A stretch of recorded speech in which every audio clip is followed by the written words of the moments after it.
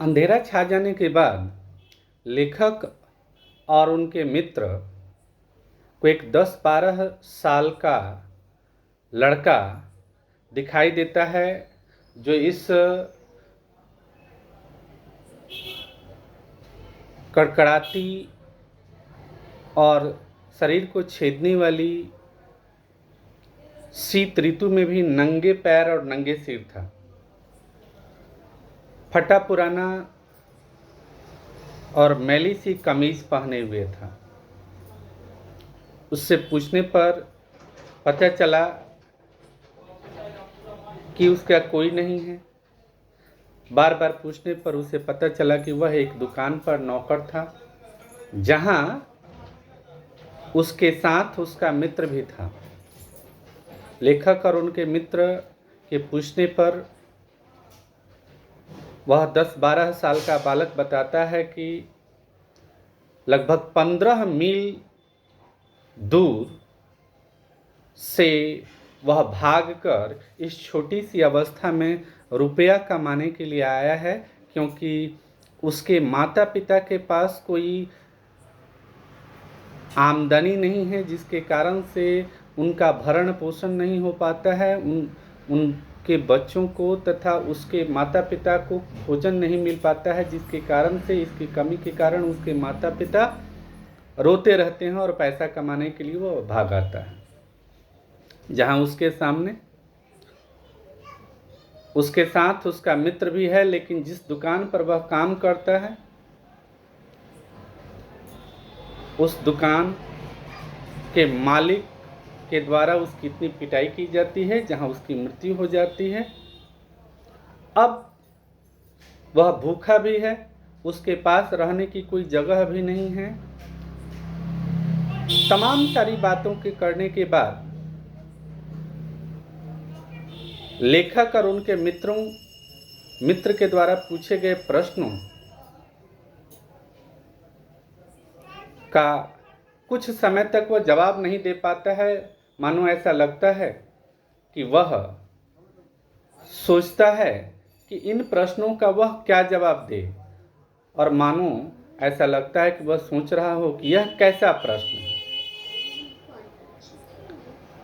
इन सब के बाद उन दोनों के द्वारा लेखक उस बच्चे को से पूछा जाता है कि उसने खाना खाया है कि नहीं। जहां उस बच्चे के द्वारा बताया जाता है कि उसने खाना नहीं खाया, उसके पास कोई नौकरी नहीं है। दोनों लेखक जैनेंद्र कुमार और उनके मित्र के द्वारा उस बच्चे को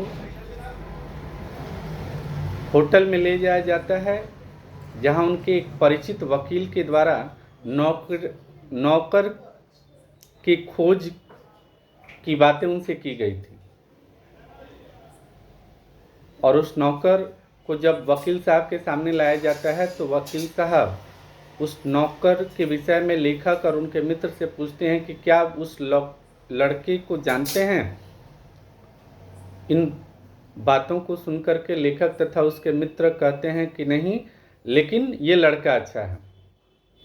उस बच्चे को नौकरी पर रखने के बजाय उस बच्चे के विषय में जली कटी बातें कहते हैं कि ये बच्चे बड़े शैतान होते हैं, 1-2 दिन रहेंगे और फिर सारा सामान और रुपए लेकर चंपत हो जाएंगे। आप कैसे इन सारे लड़कों के विषय में इस लड़के के चक्कर में फंस गए। लड़का इस बात को सुनता नहीं है और वो वहां से निकल जाता है। इसके उपरांत लेखक जैनेंद्र कुमार और उनके मित्र अपने कमरे में आते हैं, जहां पर दोनों अपने कर्तव्यों की बात करते हैं और जहां यह कहा जाता है, अपने उत्तरदायित्वों से अपना मुख मोड़ करके यह कहा जाता है कि यह संसार है यार। जब दूसरे दिन उस होटल को छोड़कर जाने के लिए तैयार होते हैं, जहां आसपास के लोगों के द्वारा यह पता चलता है कि उस होटल की कुछ दूरी पर एक पेड़ के नीचे एक लड़का मरा पड़ा हुआ है, जहां सभी बातें जानने के बाद लेखक और उनके मित्र को पता चलता है कि यह तो वही बच्चा है जो पिछले रात को उनसे मिला था। जहां लोगों के द्वारा यह बताया जाता है कि उस लड़के के शरीर में समुचित कपड़ा न होने के कारण और अत्यधिक ठंड और भूख के कारण उस लड़के की मृत्यु हो गई। भले ही उस लड़के के पास कपड़े नहीं थे और मानव कहलाने वाले इस पृथ्वी पर के सबसे दयावान और ममतामयी कहलाने वाले मानवों ने, मनुष्यों ने उस बच्चे की मदद न की, उनकी इस बेहयाई पर भी प्रकृति को समझ आया और ऐसा लगता था कि मानो प्रकृति ने उसके कपड़े को पूरे करने के लिए उसके पूरे शरीर पर बर्फ का एक चादर ढक दिया था, जिससे उस बच्चे को ठंड न लगे।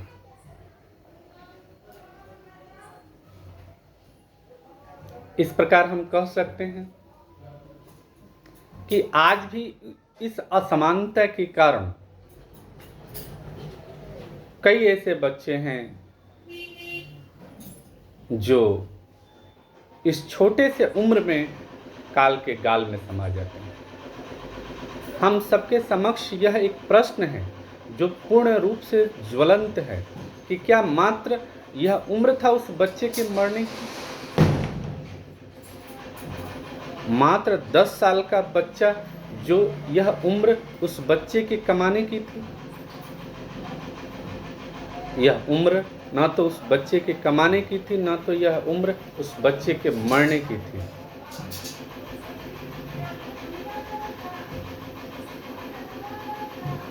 इसलिए यह सबसे बड़ा सोचने का विषय है कि आज के इस समय में भी ऐसे बच्चे हैं जो छोटी सी उम्र में ही अपने उत्तरदायित्वों को समझते हुए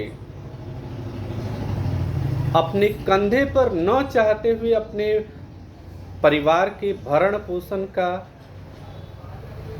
उत्तरदायित्व उठा लेते हैं और जिसके तले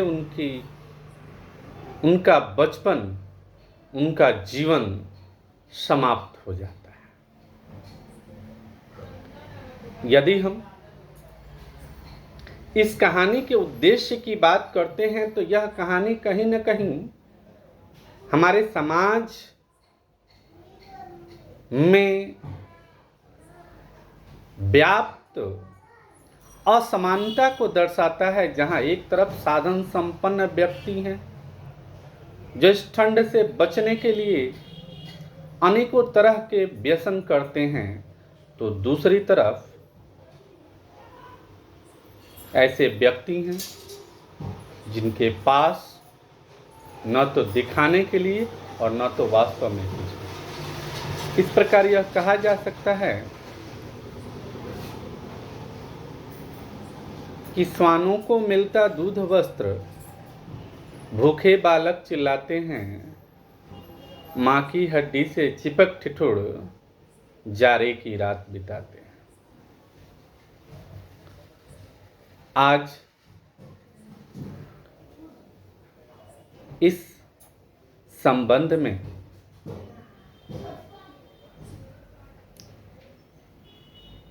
कहीं न कहीं यह कहानी लोगों के मनोदशा को बदलने के लिए भी कही गई है, जिससे लोग अपने सोचने की स्थिति को बदलकर लोगों की सहायता के लिए आगे बढ़े तथा इस समाज के असहाय, कमजोर, निर्धन लोगों की मदद करें और उनके जीवन को रंगीन बनाने का प्रयास करें।